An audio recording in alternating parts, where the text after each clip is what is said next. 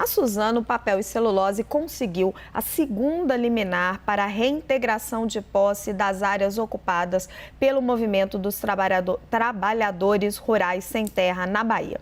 A decisão da Justiça autoriza, inclusive, o uso da força policial em caso de necessidade.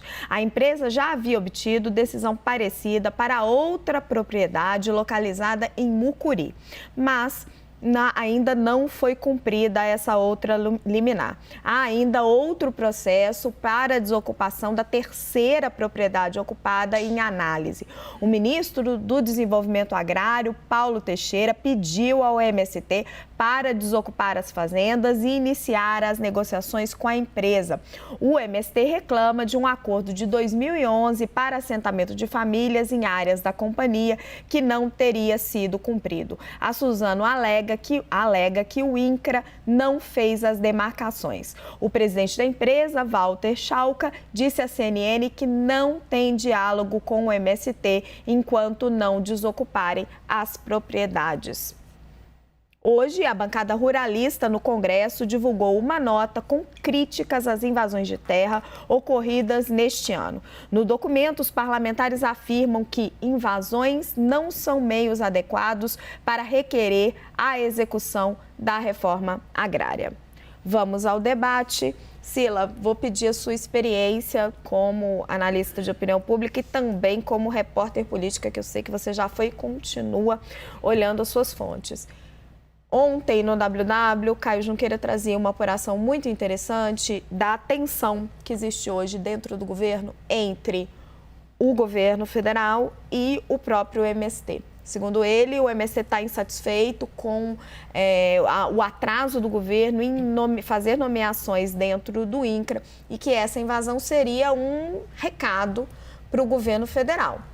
Parece fazer muito sentido a apuração do Caio, porque, enfim, é um enorme desconforto para o governo, para dizer o mínimo, essa situação. O que você tem de informação sobre isso? Alguns pontos. Eu acho que faz sentido, inclusive porque a Suzano, pelo que eu apurei, ela nunca parou de conversar com o MST e de colaborar dentro do possível ali, porque ela está inserida numa área em que o MST é muito forte. Então, o sul da Bahia, onde a Suzano está, esse tipo de relação existe. O MST, ao longo desse tempo, ele veio melhorando a sua reputação, não é? O MST tinha deixado, digamos, de ser esse movimento de invasões para virar um movimento de agricultura, enfim, produtor e que ele estava fazendo esse marketing, né? Estava fazendo esse marketing, exatamente. E agora, de fato, cria um problema grande para o governo. Acho que o governo vai ter esse problema com o MST e com outros movimentos sociais, como sempre teve, os governos do PT sempre tiveram que conviver com isso, mas agora é um problema de opinião pública, porque um dos grandes fantasmas na decisão de voto contra o Lula eram as invasões de terra. Então, você tem todo o agro lidando com isso, falando que se tiver o governo Lula vai ter invasão e, de repente, isso se materializa. Então, é muito ruim para o governo, nesse momento, esse recado. Eu acho que eles escolheram ali fazer, eles estão num estado que é governado pelo PT. As terras da Suzano, elas são produtivas, então não dá para se dizer que eles invadiram terras que não são produtivas. A Suzano fala ali que já teve destruição, enfim, então não fica bem. A minha apuração hoje é que 300 mil árvores já teriam sido cortadas pelo MST. Exatamente. E aí veio essa narrativa de um acordo descumprido. Acontece que o acordo descumprido, ele é tripartite, né? Quer dizer, quando há um acordo com uma empresa, exatamente o INCRA entra. Então, aparentemente, quem não cumpriu o acordo foi o INCRA por razões que devem ser diversas, entre elas financeiras, de estrutura. Então, me parece, voltando à sua pergunta, que de fato é um recado muito mais para o governo do que para a Suzano.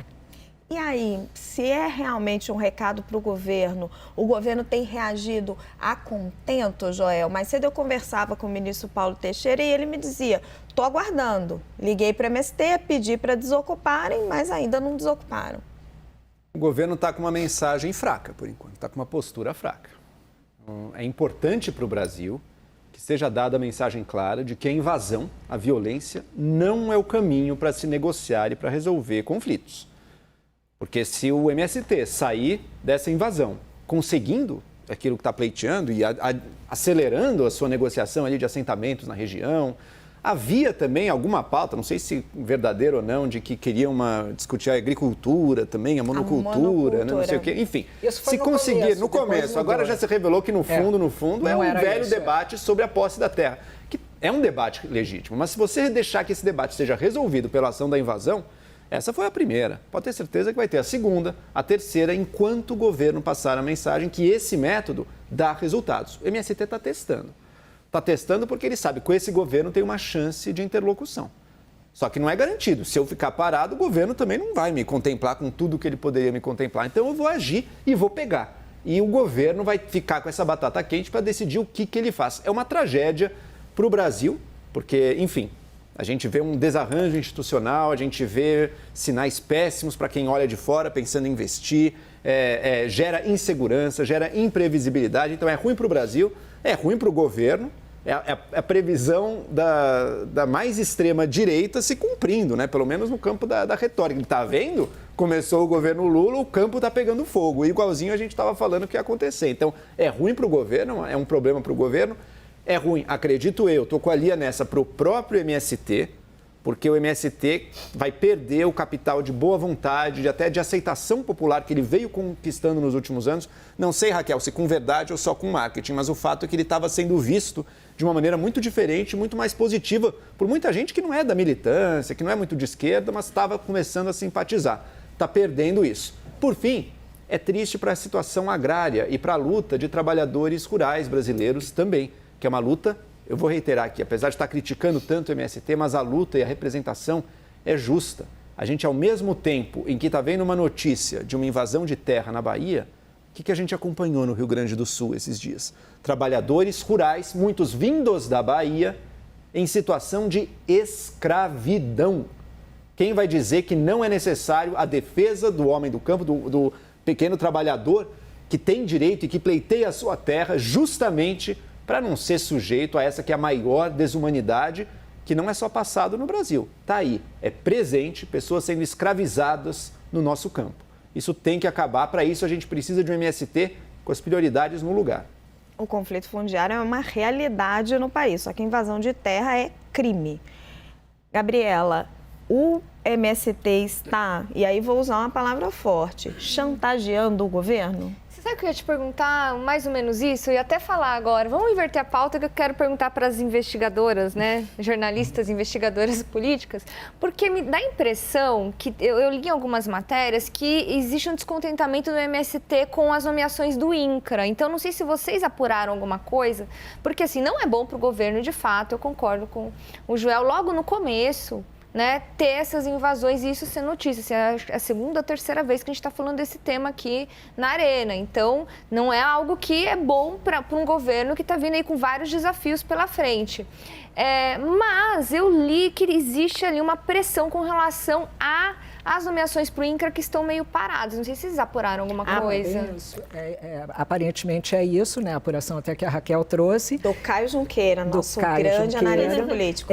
E levando em consideração também que essas terras que foram negociadas, elas existem, elas estão disponíveis, que não é exatamente onde houve a invasão. Uhum. Então não faz muito sentido também essa pressão. Então deve ser uma pressão para que eles... Eu preciso chamar o NACA porque ele está lá no queijo só me esperando.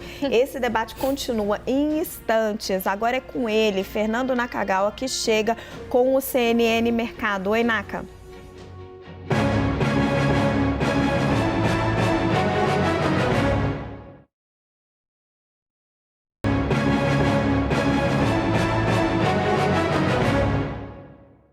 Arena de volta com o debate sobre as invasões do MST em fazendas do interior da Bahia. E vou jogar a mesma pergunta para o Hélio e para a Gabriela, vocês dois aí decidam entre si quem quer responder primeiro. Essas invasões do MST estão reacendendo o fantasma de que o comunismo voltou no Brasil? É um enorme tiro que o MST está dando contra o governo? Vai lá, Gabriela. É porque você foi a última a falar, então, né? Hélio primeiro. Gabriela está te cedendo a vez. Hélio, você está remoto aí. É que ele não falou ainda. Olha, acho que chamar de nomes eu acho sempre ruim. Vamos falar dos fatos em si, né? É um crime, é uma invasão, é contra a lei brasileira. Né? E eu acho até que essa narrativa, isso é um tiro no pé do governo e tal, tiro no pé dos 300 mil pés de árvore aí, né? Porque se o governo não quiser nada com isso, seria muito fácil o presidente Lula declarar com veemência que ele é contra a invasão e que tem que sair. Ele não fez isso até hoje, não basta só um ministro falar. Isso é análogo a quando se dizia que o Bolsonaro era conivente, quando não falava o pessoal sair da frente dos quartéis. É a mesma coisa, o Lula está calado até agora. Então não é tiro no pé, não. Ele está sendo conivente, ajudando a dar tiro nessas árvores aí, nessa invasão, apoiando esse tipo de coisa. Então, Raquel, comunismo ou não importa, mas é assim, é ilegalidade, é crime, é um método revolucionário de querer ganhar pela força e a gente não pode aceitar isso no nosso país. É crime, Gabriela? Olha, não sei se a gente pode dizer que é crime, né? Eles fizeram uma ocupação, mas tá na é ilegal, não tá?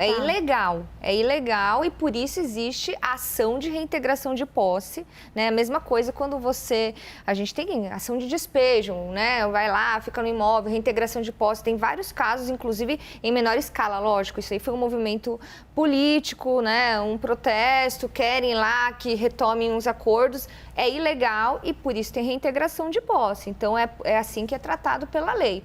Agora, eu queria só comentar o que o Hélio falou, que é muito diferente um presidente da República deixar de se manifestar sobre atos antidemocráticos, né? Que estão ali na frente dos quartéis pedindo intervenção militar, pedindo umas coisas, ataques à democracia, de um presidente sair em defesa de uma empresa privada. Né? É diferente você condenar um presidente. Obviamente que em algum momento ele vai ter que se manifestar também dizendo que, né, ocupação de terras é ilegal. Ele vai ter que se manifestar em algum momento, mas não para defender empresas privadas. É diferente você defender a democracia e você defender uma empresa. Mas ele mas você mesma, não dá para comparar. Você mesma acabou de pontuar. A defesa da propriedade privada e da legalidade. Da propriedade privada como um todo, não de cada...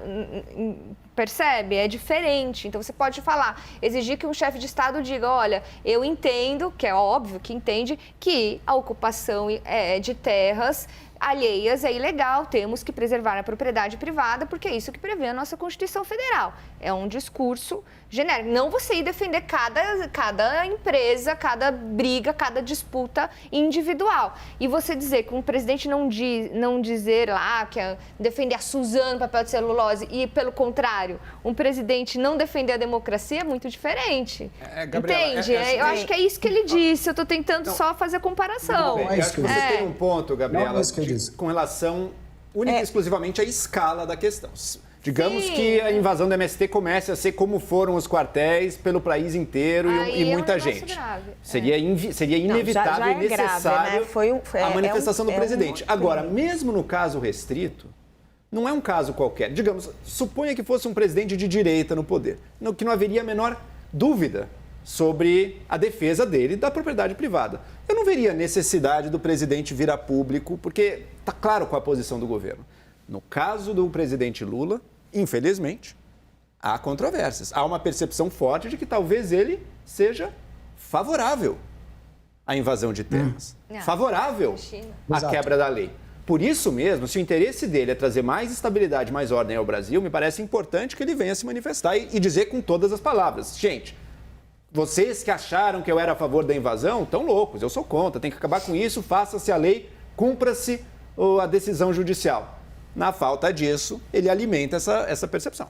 Nosso especialista em opinião pública, Lula deve vir a público condenar a invasão de terras produtivas ou não? Olha, eu acho que, como eu disse, o governo está num momento difícil com relação a esse tema, né? Porque também é a base de apoio do governo, é o MST e são os movimentos sociais. Eu acho que as ações aí de reintegração de posse, já saíram 2, deve sair uma terceira, porque, de fato, a lei está do lado da Suzano.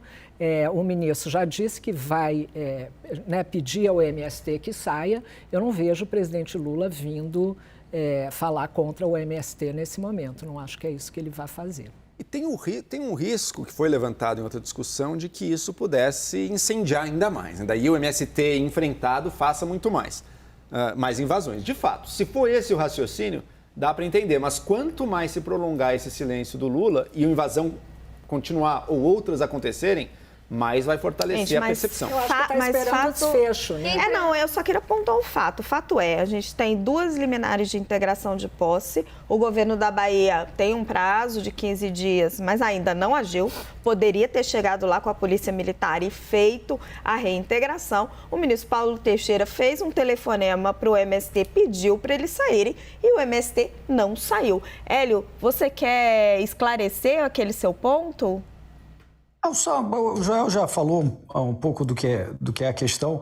No fundo, o meu ponto era sobre a conivência e a aparência. Se você não está condenando, se você está permitindo que esse crime siga e não fala nada sobre essa barbaridade que é a invasão dessas terras, então você está sendo conivente. É esse o ponto da comparação que eu fiz. A mesma coisa que se falava lá atrás do Bolsonaro, que ele estava sendo conivente. Então, a analogia é sobre conivência. Gabriela tá sim aqui, então vou ter que passar para ela. É que não tem comparação, né? Você, primeiro, né? O ministro já entrou na negociação e eu penso assim, o ministro pediu para eles saírem porque o temor vai ter conflito, né? Se a polícia for, é muita gente que está lá, está querendo poupar vidas, né? Olha, saiam, vamos negociar, saiam voluntariamente para a gente evitar o uso da força policial. E eu imagino até por isso, Raquel, que a polícia ainda não agiu, né? Porque eles estão negociando. É sempre a melhor solução, ainda mais porque são famílias, tem criança, tem mulheres, é negociar. Eles têm que cumprir, eles têm um prazo para cumprir. Então, a gente não pode também enxergar a polícia sempre como um ente violento, né? A polícia, ela tá ali também para proteger as pessoas, a propriedade e dar segurança para as pessoas. Então, eu imagino e espero que a polícia, como,